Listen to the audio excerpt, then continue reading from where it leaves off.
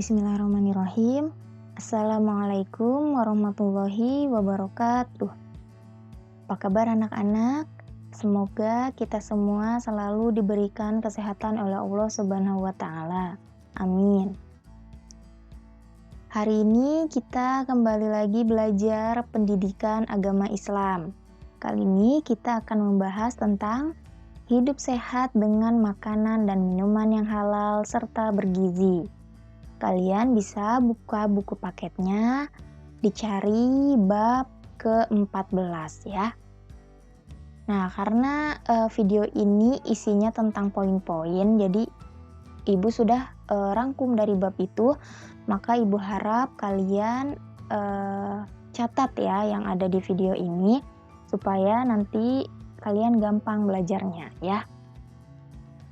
Kita mulai. Di sini ada surat An-Nahl ayat 114 yang bunyinya Fakulu mimma razaqakumullahu halalan thayyiba washkuru ni'matallahi in kuntum iyyahu ta'budun.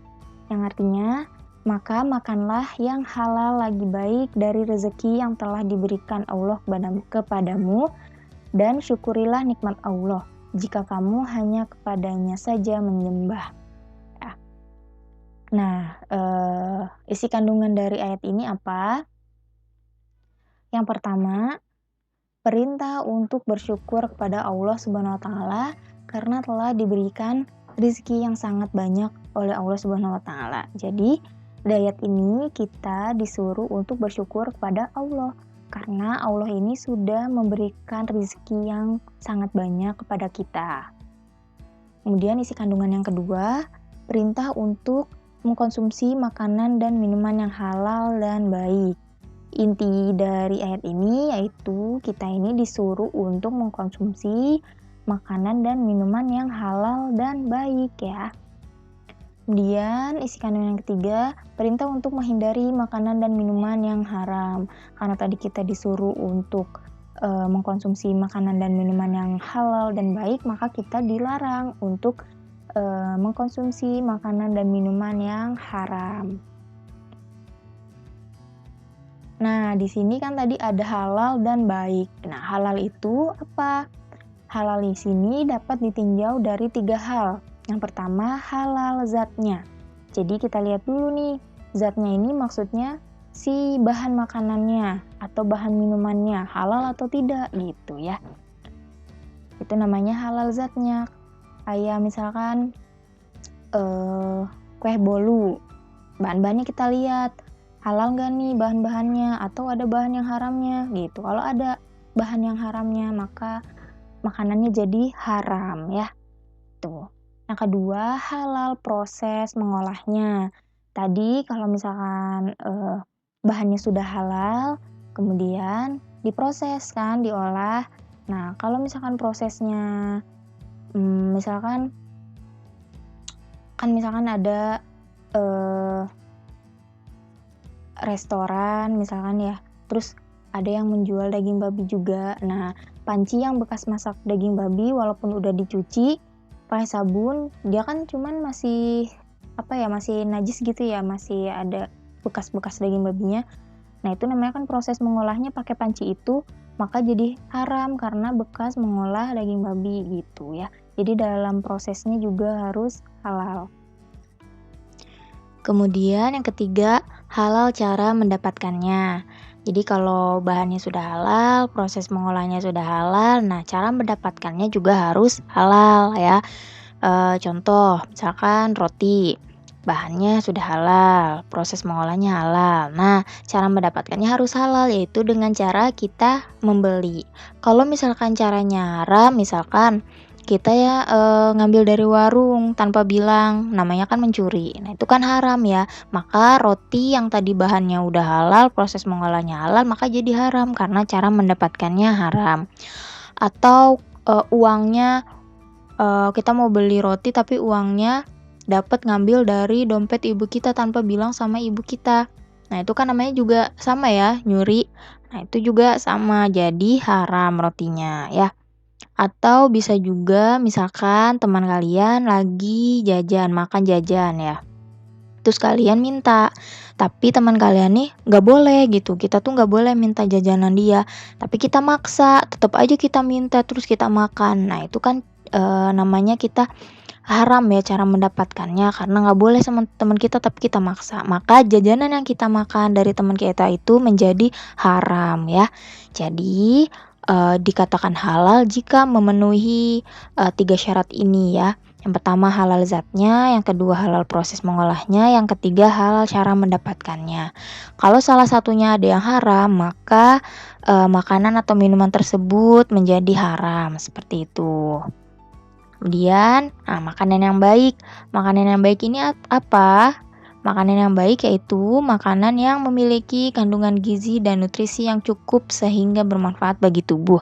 Jadi intinya makanan yang baik ini makanan yang baik untuk tubuh kita gitu. Jadi kalau misalkan ada makanan yang halal tapi tidak baik untuk tubuh kita, ya jangan dikonsumsi seperti itu ya.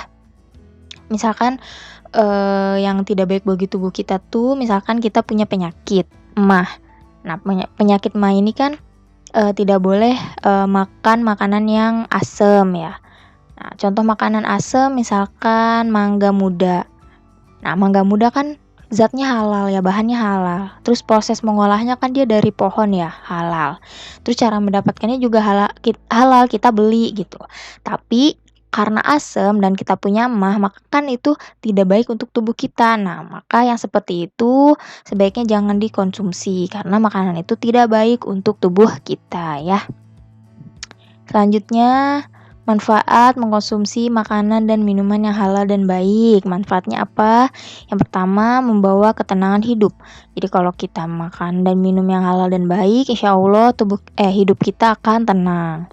Kemudian yang kedua, menjaga kesehatan jasmani dan rohani ya. Jadi jasmani kita, tubuh kita akan sehat, terus rohani kita juga sehat ya. Rohani itu apa? Akal kita, jiwa kita, mental kita itu jadi sehat juga. Kemudian yang ketiga, mendapatkan perlindungan dari Allah Subhanahu wa taala. Jadi kalau kita selalu mengkonsumsi makanan dan minuman yang halal dan baik, insya Allah setiap harinya kita akan dilindungi oleh Allah Subhanahu wa taala. Kemudian aktivitas yang dilakukan membawa berkah ya. Insya Allah kalau kita selalu mengkonsumsi makanan yang halal dan baik, insya Allah segala kegiatan yang kita lakukan akan membawa berkah bagi hidup kita. Selanjutnya, semakin rajin dalam beribadah ya. Mudah-mudahan kalau kita mengkonsumsi makanan dan minuman yang halal dan baik, kita akan semakin rajin dalam beribadah.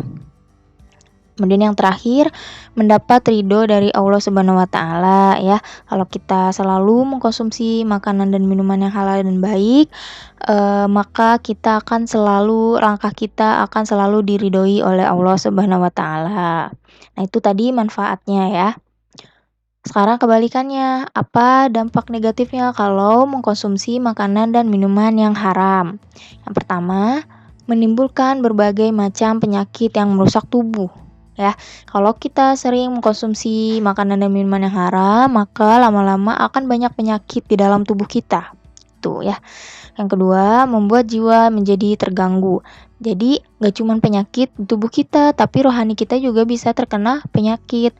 Misalkan contohnya minuman keras. Minuman keras kan haram ya.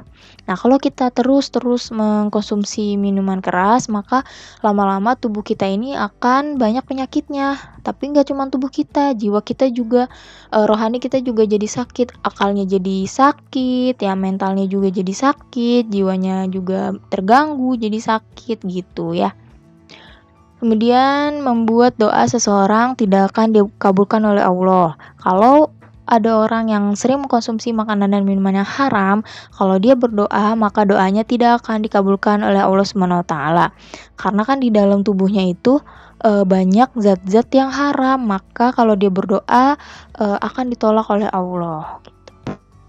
Kemudian membuat malas untuk beribadah. Kebalikan yang tadi ya, kalau sering mengkonsumsi makanan dan minuman yang halal dan baik, akan membuat kita rajin dalam beribadah. Tapi kalau sering mengkonsumsi makanan dan minuman yang haram, maka akan membuat kita itu semakin malas untuk beribadah, seperti itu.